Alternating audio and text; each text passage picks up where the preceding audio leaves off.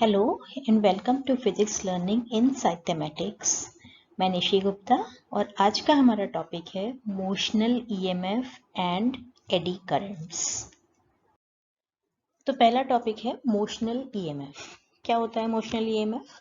When a metal rod of length L is placed normal to a uniform magnetic field B and moved with a velocity v perpendicular to the field। ये हमने एक rod ली है PQ और इस rod को हम, ये magnetic field है, कैसी है magnetic field? Perpendicular inside the plane of the paper. इस रॉड को हम फील्ड के परपेंडिकुलर v स्पीड से मूव करते हैं तो क्या होता है हम देखते हैं। The induced EMF is produced across its ends. इसके एंड्स पर P और Q एंड्स पर एक ईएमएफ प्रोड्यूस हो जाता है, यानी कि P और Q के बीच में एक पोटेंशियल डिफरेंस डेवलप हो जाता है and this is called motional EMF. इसको हम बोलते हैं मोशनल ईएमएफ। क्यों बोलते हैं? क्योंकि ये मोशन के कारण अराइज हो रहा है। जब हम मूव कर रहे हैं कंडक्टर को तो उसकी वजह से ये अराइज हो रहा है। It is called motional EMF और इसकी वैल्यू होती है B into L into V, जहाँ B मैग्नेटिक फील्ड है, L क्या है? लेंथ ऑफ द रॉड और V उसकी स्पीड। ये हम जो है इक्वेशन फैराडेज लॉ से निकाल सकते हैं। इसमें आप फिगर में देख रहे हैं क्या लिया है हमने। ये एक PQ रॉड है, इसको हमने एक लूप के ऊपर मूव किया। ये लूप ले लिया है MSRN, ये एक लूप है, कंडक्टिंग लूप, जिसका कि बहुत लो रेजिस्टेंस है। इसके ऊपर हम जो है PQ रॉड को मूव कर रहे हैं ऐसे, ठीक है। तो PQ रॉड को मूव करने से क्या होगा? ये जो एरिया इनक्लोज्ड है ये चेंज होगा और ये एरिया चेंज होगा तो क्या होगा? फ्लक्स चेंज होगा, magnetic flux. Magnetic flux change होगा तो क्या होगा? इसमें एक पोटेंशियल डिफरेंस या ईएमएफ डेवलप हो जाएगा, वो हमको निकालना है, ठीक है। तो पहले हम निकालते हैं कि मैग्नेटिक फ्लक्स कितना है। अगर हम इस रॉड को यहाँ पे हमने रखा हुआ है PQ पोजीशन पे, तो magnetic flux through this loop, ये जो रेक्टेंगुलर लूप बन रहा है हमारा, कौन सा? PSRQ, PSRQ, इस लूप के में जो फ्लक्स है वो कितना है? Magnetic flux, that is B dot A, इतना होगा। और B की डायरेक्शन क्या है? Perpendicular to the plane of the paper. Area enclosed ये वाला है, एरिया वेक्टर मतलब परपेंडिकुलर टू द एरिया। तो अगर हम एरिया वेक्टर ड्रॉ करेंगे तो वो भी B की डायरेक्शन में ही होगा, तो हम लिख सकते हैं BA cos 0, या हम लिख सकते हैं flux is equal to B into A, cos 0 की वैल्यू 1, B इंटू A, एरिया कितना है इस लूप का? ये इसकी लेंथ है और ये इसकी ब्रेड्थ है, तो हम लिख सकते हैं L इंटू एक्स। तो इतना मैग्नेटिक फ्लक्स लिंक्ड है इनिशियली जब रॉड जो है यहाँ पर है। अब जैसे इस रॉड को मूव करेंगे इधर की तरफ तो क्या होगा? ये एरिया कम होना शुरू हो जाएगा। अगर हमने इसको यहाँ से यहाँ तक ले आए तो इतना एरिया जो है वो कम हो गया। एरिया चेंज होगा तो क्या होगा? फ्लक्स चेंज होगा, और फ्लक्स चेंज होगा तो ईएमएफ डेवलप होगा। तो ईएमएफ प्रोड्यूस्ड कितना होगा ये हम निकालेंगे फैराडेज लॉ से। E is equal to minus D phi B by D T, या हम ले सकते हैं minus D by D T of B L X. इसमें मैग्नेटिक फील्ड हम चेंज नहीं कर रहे हैं, उतनी ही है। लेंथ भी चेंज नहीं हो रही है, जब हम इसको मूव करेंगे तो लेंथ चेंज नहीं होगी, तो L इतना ही रहेगा। और x चेंज हो रहा है, जैसे जैसे हम मूव करेंगे x की वैल्यू धीरे धीरे कम होती जाएगी, तो हम लिखेंगे dx बाई dt। और ये जो टर्म dx बाई dt है ये क्या है? That is equal to the speed. Speed को डिफाइन करते हैं हम rate of change of displacement, तो dx by dt that is equal to speed. तो हम क्या लिख सकते हैं इसको? We can write E is equal to minus BLV। Minus sign जो है उसकी पोलैरिटी की शो करता है। अगर हम मैग्नीट्यूड लिखेंगे तो E is equal to BLV, यानी कि अगर हम किसी भी रॉड को, L लेंथ की रॉड को, कंडक्टिंग रॉड को B मैग्नेटिक फील्ड में उसके परपेंडिकुलर मूव करते हैं V स्पीड से, तो उसके एंड्स पर एक ईएमएफ डेवलप हो जाता है जिसकी वैल्यू होती है BLV, और इस ईएमएफ को हम मोशनल ईएमएफ कहते हैं। तो ये जो हमने मोशनल ईएमएफ निकाला है इसको हम लॉरेंज फोर्स से एक्सप्लेन कर सकते हैं। लॉरेंज फोर्स याद होगा आपको कि अगर कोई charge particle Q V speed से मैग्नेटिक फील्ड में मूव कर रहा है तो उसके ऊपर फोर्स कितना लगता है? That is equal to Q V cross B, that is called the magnetic Lorentz force. तो इसमें क्या है, ये जो कंडक्टर है PQ, इसके अंदर कुछ चार्ज पार्टिकल्स होंगे। Let Q be the charge of the charge carriers.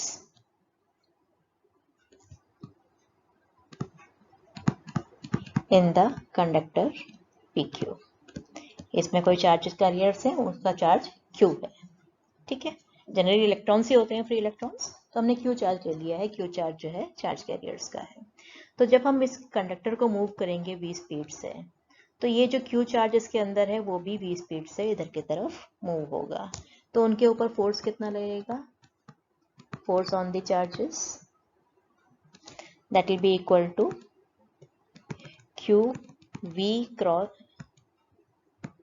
Force will be equal to Q v cross b, या हम लिख सकते हैं Q v b sine theta. Theta कितना है? v क्रॉस b, v ऐसे है और b जो है perpendicular inside the paper, plane of the paper, तो Q v b साइन 90, या हम लिख सकते हैं Q v b। इतना फोर्स लगेगा इनके ऊपर। अब जब इनके ऊपर इतना फोर्स लगेगा, किस डायरेक्शन में लगेगा इसका? अगर हम इसका v क्रॉस b की डायरेक्शन निकालें तो ये डायरेक्शन आएगी directed from P to Q, P से Q की तरफ फोर्स की डायरेक्शन जो है वो ऐसे लगेगी। तो जब फोर्स इधर लगेगा, इसका मतलब ये चार्जेस जो हैं P से Q तक मूव करेंगे, और P से Q तक मूव करेंगे तो हमें कुछ वर्क करना पड़ेगा। तो वर्क डन जो है P से Q तक का कैसे निकालेंगे हम वर्क? F डॉट ds, या हम लिख सकते हैं Fs इंटू कॉस 0, क्योंकि F और S दोनों सेम डायरेक्शन में, फोर्स भी ऐसे इस डायरेक्शन में है और हम जो है P से Q तक ऐसे मूव कर रहे हैं। तो हम इसको लिख सकते हैं फोर्स कितना है? फोर्स इंटू S, और फोर्स है हमारे पास QVB, और S कितना है? कितनी लेंथ मूव कर रहे हैं? This length is L। तो इतना वर्क करना पड़ रहा है यहाँ से यहाँ तक ले जाने में, किसको? Q चार्ज को। और पोटेंशियल डिफरेंस को कैसे डिफाइन करते हैं? Potential difference is defined as work done in moving a unit charge, यानी कि W अपॉन Q। तो अगर हम निकालें potential difference between the points P and Q, P और Q के बीच में पोटेंशियल डिफरेंस निकालें कितना है, या EMF इंड्यूस निकालें कितना है, तो वो कितना होगा? That is equal to WPQ upon charge Q, कि जितना हमें वर्क करना पड़ा P से Q के लिए, that is equal to QVB into L upon Q। Q cancel हो जाएगा, कितना आ गया हमारे पास? B into L into P। So the EMF produced that is B into L into V। तो इसको जो है, जो मोशनल EMF है, उसको हम लॉरेंस फोर्स से एक्सप्लेन कर सकते हैं कि ये कैसे प्रोड्यूस होता है। तो हमने जो इमोशनल EMF निकाला है, इसके बेसिस पे हम एनर्जी कंजर्वेशन को भी एक्सप्लेन कर सकते हैं, जो हमने लेंस लॉ में एक्सप्लेन किया था कि जो लेंस लॉ है वो एनर्जी कंजर्वेशन के अकॉर्डिंग है, ठीक है। तो कैसे एक्सप्लेन करेंगे इसको? ये हमने जो है रॉड ली है PQ, ये एक कंडक्टिंग वायर है, कंडक्टिंग लूप है, जिसके ऊपर हमने इसको स्लाइड कर सकते हैं PQ को, और हम ये मानते हैं the resistance of the movable arm PQ is R, इसका रेजिस्टेंस जो है R है, और बाकी जो तीनों पार्ट्स हैं इसके, that is QR, RS and SP, they have negligible resistance compare to R। तो हम इस लूप का जो टोटल रेजिस्टेंस है उसका R ले सकते हैं, क्योंकि इन तीनों पार्ट्स का रेजिस्टेंस नेग्लिजिबल है, ठीक है। अब इस लूप को हम v स्पीड से मैग्नेटिक फील्ड के परपेंडिकुलर मूव करते हैं। ये जो क्रॉस दिखाई दे रही है, ये मैग्नेटिक फील्ड है, directed perpendicular inside the plane of the paper. तो क्या होगा, इसमें जो है एक EMF प्रोड्यूस होगा, जिसको हम मोशनल EMF बोलते हैं। तो therefore motional EMF produced in PQ, कितना EMF प्रोड्यूस होगा उसको हम लिख सकते हैं B into L into V। अब ये EMF प्रोड्यूस होगा, और हमने जो है इसको क्लोज लूप लिया है, तो इसमें करंट प्रोड्यूस होगी, और वो इंड्यूस्ड करंट हम कैसे निकालेंगे? Induced current in the loop that is equal to EMF upon resistance, it means BLV upon resistance। क्या निकाला है हमने इसको? I, जो करंट इंड्यूस हुई है लूप में वो कितनी है? BLV अपॉन R, R जो है PQ का रेजिस्टेंस था। अब इतनी करंट इसमें जो है फ्लो हो रही है ऐसे P से Q की तरफ। तो जब ये करंट फ्लो हो रही है और ये वायर मैग्नेटिक फील्ड में रखा हुआ है, तो हमने पढ़ा था कि जो करंट कैरिंग वायर को हम मैग्नेटिक फील्ड में रखते हैं तो उसके ऊपर एक फोर्स लगता है जिसको हम कैसे निकालते हैं, आई एल क्रॉस बी। तो force acting on P Q, that force will be equal to I L cross P. L कैसे है, पी से क्यू की तरफ, बी कैसे है, perpendicular inside the plane of the paper. तो कितना एंगल है उनके बीच का, that is I L B sine 90 degree. और we can write F is equal to I into L into B, और आई की वैल्यू रखेंगे B L V upon R into L into B. So we get the force acting is B square L square V upon R. इतना जो है उस पर force लग रहा है वायर पे। और अगर हम इस फोर्स की डायरेक्शन निकालें एल क्रॉस बी से, तो फोर्स की डायरेक्शन कैसे आती है, इस डायरेक्शन में। अब हम इस वायर को ऐसे मूव कर रहे हैं v स्पीड से, यानी कि हमको इस फोर्स के अगेंस्ट वर्क करना पड़ रहा है। तो वर्क डन जो है इसके अगेंस्ट वो हम निकाल सकते हैं, या हम निकाल सकते हैं पावर कंज्यूम्ड, कि पावर कितनी कंज्यूम हो रही है इस वायर को v वेलोसिटी से पी क्यू वायर को लेफ्ट साइड में मूव करने में कितनी पावर कंज्यूम हो रही है इस फोर्स के अगेंस्ट। तो कैसे निकालते हैं power, power is equal to F into V, या हम लिख सकते हैं power is equal to B square L square V upon R multiplied by V. It means we get power is equal to B square L square V square upon R. इतनी power consume हो रही है इस wire को push करने में। अब ये जो हम पावर कंज्यूम कर रहे हैं या जो वर्क कर रहे हैं मैकेनिकल वर्क, ये जा कहाँ रहा है, इसको हम कैसे एक्सप्लेन करेंगे। अब इस वायर में क्योंकि करंट आई फ्लो हो रही है, इतनी करंट फ्लो हो रही है, तो करंट फ्लो होगी तो जूल्स हीटिंग इफेक्ट क्या कहता है कि इसके अंदर हीट प्रोड्यूस होगी। तो जो जूल्स हीटिंग इफेक्ट के कारण जो हीट प्रोड्यूस हो रही है उसकी रेट क्या है, उसकी अगर हम रेट निकालें that is equal to I square into R, या हम लिख सकते हैं आई कितना है B L B upon R का स्क्वायर, और आर कितना है स्मॉल आर। इसको हम सॉल्व करेंगे तो हमारे पास पावर जूल हीटिंग से कितनी आएगी, B square L square V square upon R, that is the power which is produced as thermal energy.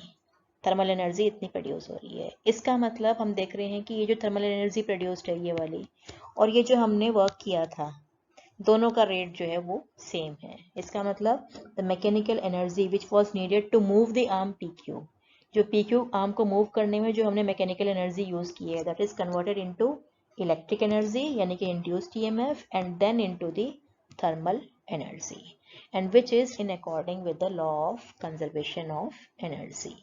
तो इस मोशनल ईएमएफ के हेल्प से हम एनर्जी कंजर्वेशन को भी एक्सप्लेन कर सकते हैं कि इलेक्ट्रोमैग्नेटिक इंडक्शन के फिनोमेना में ये जो एनर्जी है वो कंजर्व्ड रहती है, एनर्जी कंजर्वेशन कहीं भी वायलेट नहीं होता है।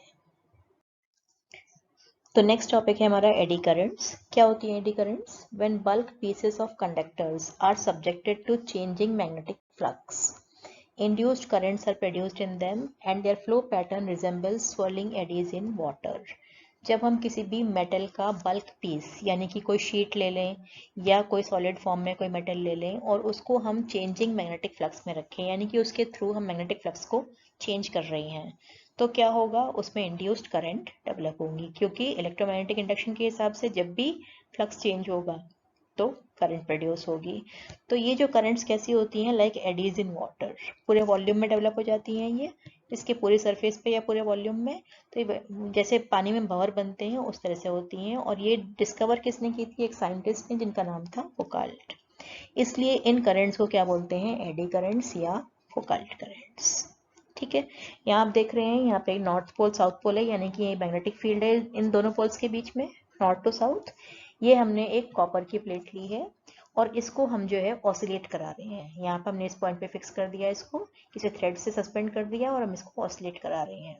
जब हम ऑसिलेट कराएंगे तो क्या होगा, यहाँ पर हम देख रहे हैं जब ये मैग्नेट से बाहर है तो फील्ड कम है, जैसे ये मैग्नेट के अंदर की तरफ जाती है तो फील्ड बढ़ती है, फील्ड बढ़ती है यानी कि फ्लक्स बढ़ता है, और फ्लक्स चेंज होगा मैग्नेटिक फ्लक्स, तो क्या होगा, उसके पूरे एरिया में इंड्यूस्ड करंट्स डेवलप हो जाएंगे।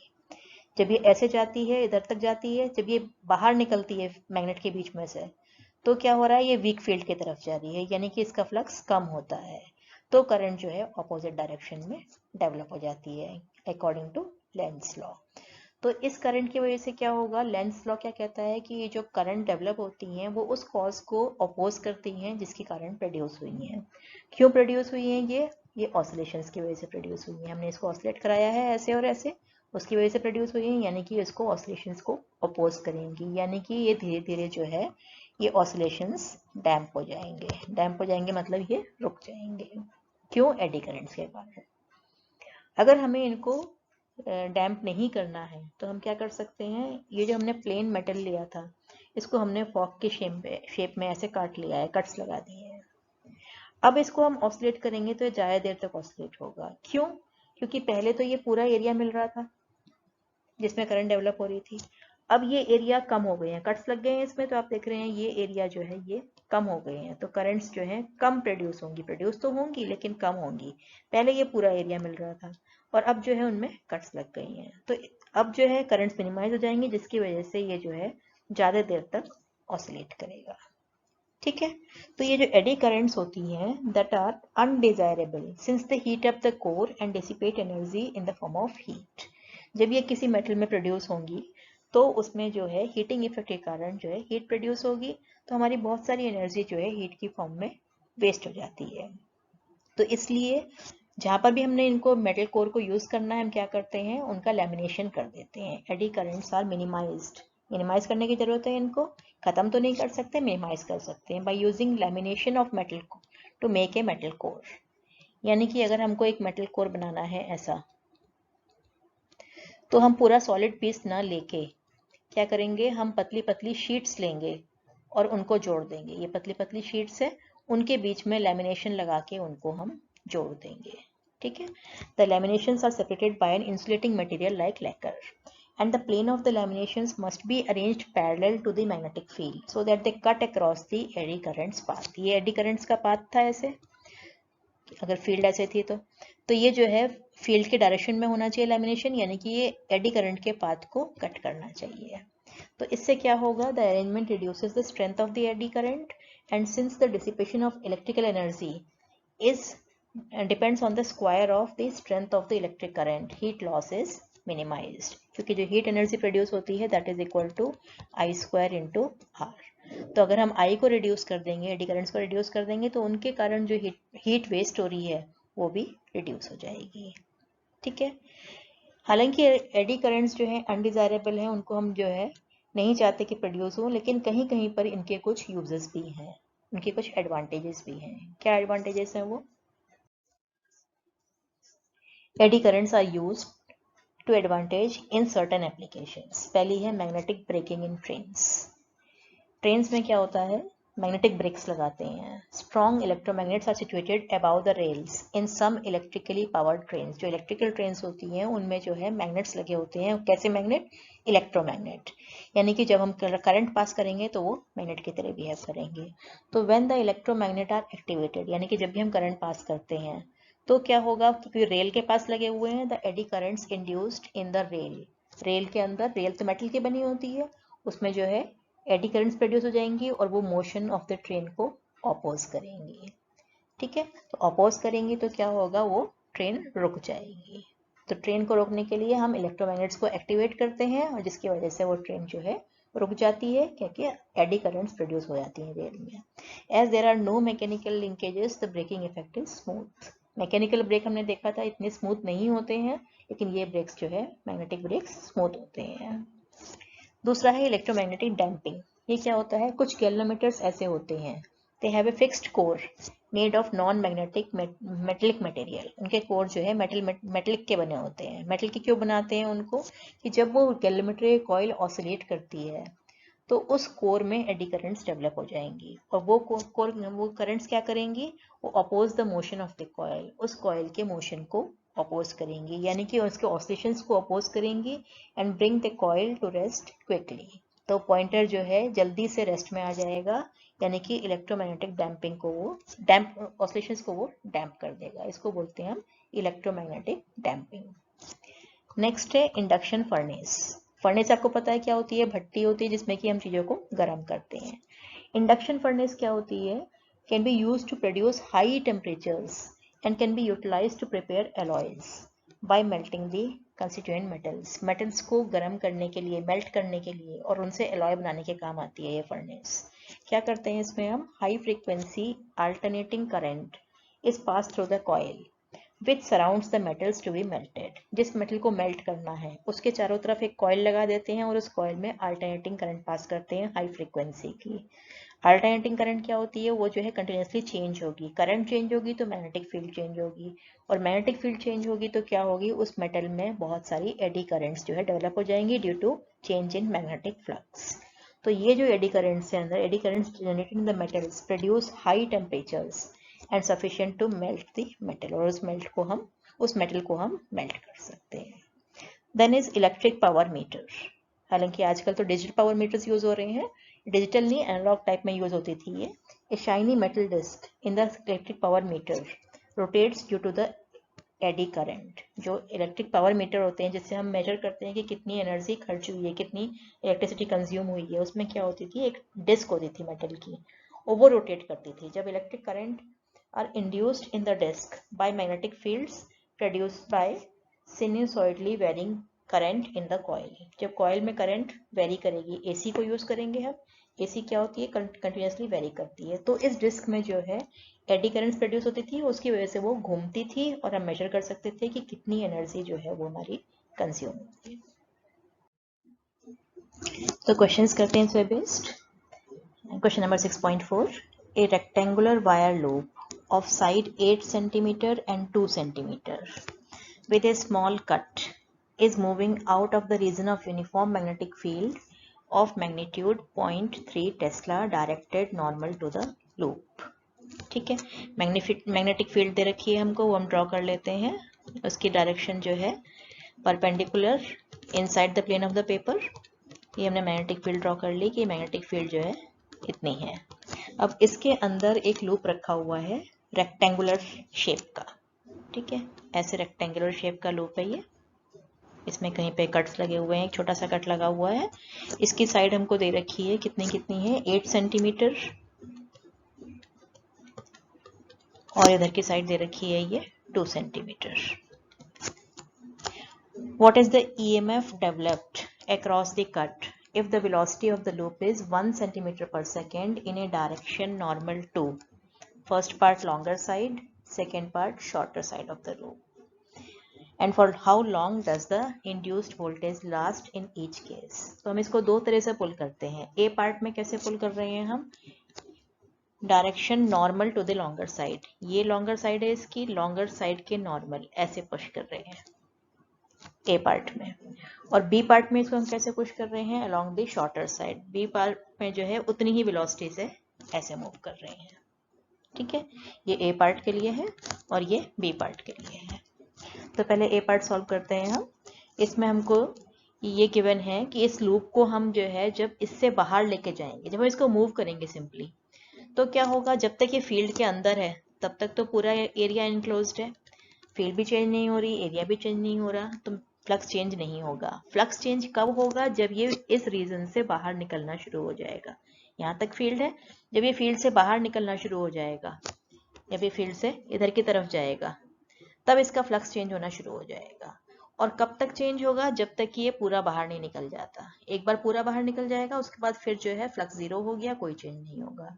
तो इसमें जो ईएमएफ प्रोड्यूस होगा वो इतने ही टाइम के लिए होगा जितने टाइम में ये यहाँ से यहाँ तक क्रॉस करेगा, यानी कि जितने टाइम में ये यहाँ पे पहुंचने के बाद 2 सेंटीमीटर की डिस्टेंस और ट्रेवल करेगा, तब तक जो है इसमें फ्लक्स चेंज होगा। फ्लक्स चेंज होगा तो वोल्टेज प्रोड्यूस होगी, ठीक है। वोल्टेज कैसे निकालते हैं, voltage produce that is equal to B, EMF produce is equal to B into L into V, ठीक है। बी कितना है हमारे पास, बी गिवन है हमको 0.3 टेस्ला। एल कितना गिवन है, हम इस साइड को मूव कर रहे हैं, तो एल कितना लेंगे हम 8 सेंटीमीटर, 8 इंटू 10⁻⁻2 मीटर में कन्वर्ट कर लिया, ठीक है। देन वी कितनी दे रखी है हमको 1 सेंटीमीटर पर सेकेंड, इसको भी मीटर में कन्वर्ट कर लेंगे तो 1 इंटू 10⁻⁻2 मीटर पर सेकेंड। इसको भी हमने मीटर में कन्वर्ट कर लिया, इसको मीटर पर सेकेंड में कर लिया, और ये ऑलरेडी टेस्ला में गिवन है। तो इसको जब हम सॉल्व करेंगे तो ईएमएफ कितना आएगा हमारे पास, इसको सॉल्व कर लेंगे 2.4 इंटू 10⁻⁻4 वोल्ट। तो ईएमएफ की वैल्यू हमारे पास इतनी आ गई। ठीक है, अब ये कब तक लास्ट करेगा, for how long does the voltage last, जब तक कि ये इतना डिस्टेंस ट्रेवल नहीं हो जाए। कितना, 2 सेंटीमीटर। स्पीड हमको दे रखी है, तो हम टाइम कैसे निकालेंगे, time will be equal to distance upon speed. Distance कितनी है, 2 centimetre, it means 2 into 10⁻⁻2 metre. Speed कितनी है, 1 सेंटीमीटर पर सेकेंड या 1 इंटू 10⁻⁻2 मीटर पर सेकेंड। तो टाइम कितना लगेगा उसको, 2 second. Time will be 2 seconds. 2 second में ये जो है इससे बाहर निकल जाएगा, तो 2 सेकेंड तक जो है इसमें वोल्टेज रहेगा। ठीक है, बी पार्ट में हम इसको पुल कर रहे हैं direction normal to the shorter side of the loop, ऐसे पुल कर रहे हैं अब इसको हम इस डायरेक्शन में। तो अब ईएमएफ प्रोड्यूस कितना होगा, अब ईएमएफ के लिए हमको ये लेंथ लेनी पड़ेगी 2 सेंटीमीटर वाली, डी एल बी। बी और बी तो सेम है, 0.3 टेस्ला है। एल कितना हो जाएगा इसमें, 2 centimetre, means 2 into 10⁻⁻2। V is 1 into 10⁻⁻2 metre per second. इसको हम सॉल्व करेंगे, we will get 0.6 into 10⁻⁻4 volt. जो ईएमएफ प्रोड्यूस होगा वो इतने वोल्ट होगा। कितने टाइम के लिए लास्ट करेगा, टाइम निकालने के लिए अब जब ये इसको हम ऐसे मूव कर रहे हैं, इस लूप को हम इधर मूव कर रहे हैं, तो कब तक ईएमएफ रहेगा, जब तक कि ये लूप पूरा क्रॉस नहीं हो जाता। यानी कि 8 सेंटीमीटर डिस्टेंस ट्रेवल करने में जितना टाइम लगेगा, इतनी टाइम तक जो है ईएमएफ इसमें लास्ट करेगा। तो डिस्टेंस अपॉन स्पीड, डिस्टेंस कितना है, 8 सेंटीमीटर। अब इसको 8 सेंटीमीटर मूव करना है, स्पीड उतनी ही 1 इंटू 10⁻⁻2 मीटर पर सेकेंड। तो कितना टाइम आ गया, 8 सेकेंड। तो इस केस में जो ईएमएफ है वो 8 सेकेंड तक लास्ट करेगा, 8 सेकेंड तक रहेगा इसमें। Next question, A 1 meter long metallic rod is rotated with an angular frequency of 400 radian per second। यानी कि हमको ओमेगा गिवन है 400 रेडियन पर सेकेंड, और इस रॉड की लेंथ गिवन है, लेंथ कितनी है, 1 metre. Rotated about an axis normal to the rod, passing through its one end, and the other end of the rod is in contact with a circular metallic ring। ये जो rod है OP, इसका ये point O fix है, यहाँ पर axis है इसकी, और हम इसको ऐसे रोटेट कर रहे हैं, और ये जो रोटेट कर रहे हैं यहाँ पर एक रिंग रखी हुई है, सर्कुलर रिंग। ठीक है, उस रिंग पर ये जो है रोटेट हो रही है ये। Then a constant uniform magnetic field of 0.5 tesla parallel to the axis exists everywhere। Magnetic field कितनी है, 0.5 टेस्ला, और डायरेक्शन क्या है, perpendicular inside the plane of the paper. ये जो क्रॉस दिखा रखे हैं डायरेक्शन उसकी inside the plane of the paper है, along the axis. Calculate the EMF developed between the centre and the ring. तो सेंटर और रिंग के बीच में, O और P पॉइंट्स के बीच में, सेंटर और एज के बीच में कितना ईएमएफ डेवलप होगा। तो इजी है निकालना कि हमको जो है ये OP हमको लेंथ दे रखी है, इसको रोटेट कर रहे हैं, तो हमको निकालना है मोशनल ईएमएफ। और मोशनल ईएमएफ कैसे निकालते हैं हम, B into L into B। B हमको पता है, L पता है। What about V? अगर कोई ऑब्जेक्ट सर्कुलर मोशन में मूव कर रही है या रोटेट कर रही है, रोटेशनल मोशन में, तो क्या होता है, उसके हर पॉइंट पर v जो है वो डिफरेंट होता है, लीनियर वेलोसिटी डिफरेंट होती है। एंगुलर वेलोसिटी तो कांस्टेंट है, लेकिन v डिफरेंट है। v कैसे निकालते हैं हम, r ओमेगा। तो जो पॉइंट, जिस पॉइंट के लिए r कम है, यानी कि डिस्टेंस फ्रॉम द एक्सिस कम है, उसकी वेलोसिटी कम होगी, जिसके लिए डिस्टेंस ज़्यादा है उसकी वेलोसिटी ज़्यादा होगी। तो हम इस केस में क्या करेंगे, हम एक छोटा सा एलिमेंट ले लेंगे, ये एलिमेंट ले लिया है हमने, जिसकी लेंथ dr है, और इसका डिस्टेंस यहाँ से हमने ले लिया है वो r है। तो हम इस एलिमेंट के अक्रॉस जो है मोशनल ईएमएफ निकाल लेंगे, और फिर हम जो है O से P तक उसको इंटीग्रेट कर देंगे। ठीक है, तो हम निकालते हैं motional EMF across the small element dr, de लिखे अगर इसको, तो B इंटू L, L कितना है इसका, dr into V। B into L into B होता है, B into D R into B. या हम लिख सकते हैं बी इंटू डी आर और बी कितना होगा आर ओमेगा, या हम इसको लिख सकते हैं B omega R D R. ठीक है, अब हमको निकालना है पूरी रॉड के लिए, तो motional EMF across the rod OP कैसे निकालेंगे, इसको हम इंटीग्रेट कर देंगे 0 से लेके, ओपी की लेंथ कितनी है आर, 0 से आर तक इंटीग्रेट कर देंगे किसको, B omega R D R. B constant है, ओमेगा कांस्टेंट है, integration of R with respect to R, small R with respect to D R. या हम लिख सकते हैं बी ओमेगा और इसका इंटीग्रेशन करेंगे तो आर स्क्वायर अपॉन 2, लिमिट से 0 से आर। ये इंटीग्रेशन हमने कैसे किया है, कौन सा फॉर्मूला यूज किया है, integration of x raise to power n dx that is equal to x to power n plus 1 upon n plus 1। So we get, limits रखेंगे तो b omega r square upon 2 minus lower limit 0 upon 2, so we get half b omega r square. अब substitute कर देंगे values, half b कितना है हमारे पास 0.5 tesla, omega is 400 radian पर सेकेंड, और r मीन्स जो इसकी लेंथ है हमारे पास, रॉड की लेंथ दैट इज 1 मीटर। इसको सॉल्व करेंगे we will get 100 volt. So the EMF produced between the centre and the ring is 100 volt. तो नेक्स्ट क्वेश्चन है, a horizontal straight wire 10 metre long extending from east to west is falling with a speed of 5 meter per second at right angles to the horizontal component of the Earth's magnetic field 0.3 into 10 to power minus 4 Weber per meter square। तो हमको wire की length given है वो 10 metre है, speed given है that is 5 metre per second, and it magnetic field given है, magnetic field का horizontal component that is given 0.3 into 10 to power minus 4 weber per metre square या tesla. ठीक है, ये वायर कैसा है, ईस्ट से वेस्ट, ये अगर हम ईस्ट डायरेक्शन मान लें और ये वेस्ट है, तो ये वायर जो है ईस्ट से वेस्ट डायरेक्शन में ऐसे है। जो मैग्नेटिक फील्ड का कंपोनेंट है वो कैसे होगा, साउथ से नॉर्थ के डायरेक्शन में, हॉरिजॉन्टल कंपोनेंट जो है। तो साउथ से नॉर्थ, साउथ कहाँ आएगा, इस पेपर के सामने आएगा, और नॉर्थ अगर हम लेंगे तो inside the plane of the paper. तो अगर हम साउथ से नॉर्थ के डायरेक्शन लेंगे तो मैग्नेटिक फील्ड कैसे है, inside the plane of the paper.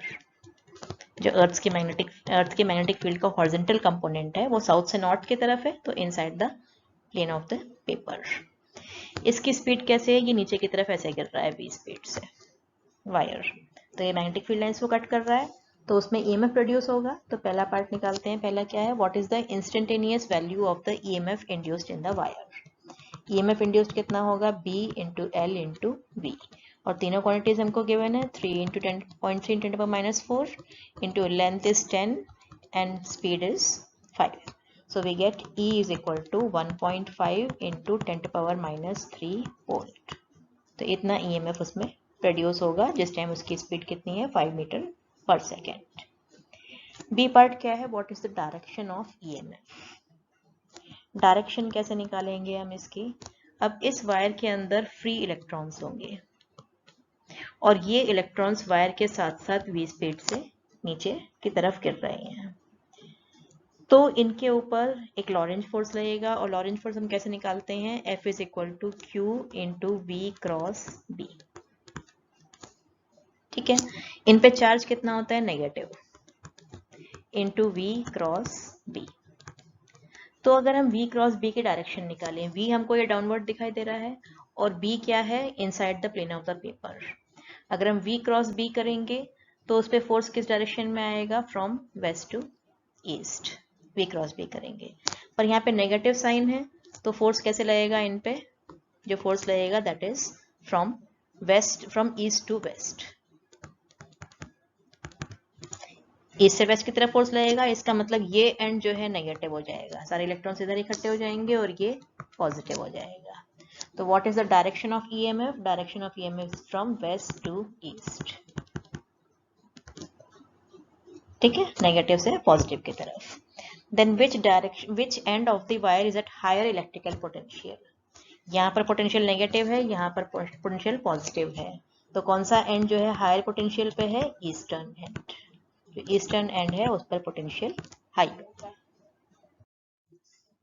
Next question, a jet plane is travelling towards west at a speed of 1800 kilometre per hour. Speed given है हमको 1800 किलोमीटर पर आवर। पहले तो हम इसको मीटर पर सेकंड में चेंज कर लेते हैं। किलोमीटर को मीटर में करने के लिए 1000 से मल्टीप्लाई करेंगे, आवर को सेकंड में चेंज करने के लिए 3600 से, तो वी गेट 500 मीटर पर सेकंड। ठीक है। What is the voltage difference developed across between the ends of the wings having a span of 25 metre? जो उसके विंग्स हैं उसका स्पैन कितना है? 25 मीटर। इतने लंबे विंग्स हैं, एक प्लेन ट्रैवल कर रहा है, उसके विंग्स दे रखे हैं इतने लंबे, ये प्लेन का विंग है, दैट इज 25 मीटर। और ये जो है हॉरिजॉन्टली मूव कर रहा है। अब ये हॉरिजॉन्टली मूव कर रहा है तो क्या करेगा? ये जो अर्थ की फील्ड का वर्टिकल कंपोनेंट है जिसको हम ZE लिखते हैं उसको कट करेगा। ठीक है। The earth's magnetic field at a location has a magnitude of 5.5 into 10 to power minus 4 Tesla and the dip angle is 30 degree। जो अर्थ की मैग्नेटिक फील्ड है that is 5 into 10 to power minus 4 Tesla and angle of dip is 30 degree। इस field के दो component होंगे। अगर ये field ऐसे है तो इसके दो कंपोनेंट होंगे। ये BE फील्ड है, एक कंपोनेंट होगा हॉरिजॉन्टल डायरेक्शन में और एक होगा वर्टिकल डायरेक्शन में। ये एंगल हमको गिवन है I। तो जब ये एरोप्लेन हॉरिजॉन्टल डायरेक्शन में मूव कर रहा है तो ये किसको कट करेगा? वर्टिकल कंपोनेंट को कट करेगा। तो हमें सिर्फ इसमें वर्टिकल कंपोनेंट चाहिए। वो कैसे निकालते हैं हम? That is equal to BE into sine I। ठीक है। तो इसके हिसाब से हमको मोशनल EMF निकालना है। तो मोशनल EMF कितना हो जाएगा हमारे पास जो डेवलप होगा इसके विंग्स के अक्रॉस? दैट वो होता है B into L into V, और B की जगह हमें क्या रखना है?